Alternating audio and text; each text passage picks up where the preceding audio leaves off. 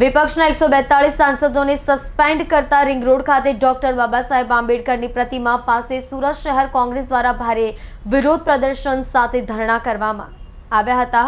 પોલીસે તમામને અટકાયતમાં લીધા છે। સંસદમાં શિયાળુ સત્ર ચાલી રહ્યું છે। વિપક્ષે સંસદની સુરક્ષાની ખામીનો મામલો ઉગ્ર સ્વરૂપે ઉઠાવ્યો છે।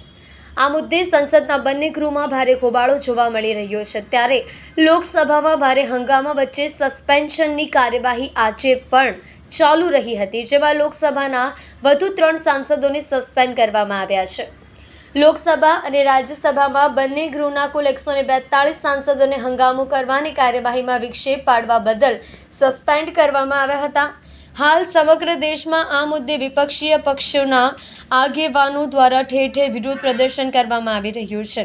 મહત્વનું છે કે અગાઉ કુલ 143 સાંસદો, જેમાં લોકસભાના 97 અને રાજ્યસભાના 45 સભ્યોને બંને ગૃહોમાં હંગામો કરવા અને કાર્યવાહીમાં વિક્ષેપ પાડવા બદલ સસ્પેન્ડ કરવામાં આવ્યા હતા।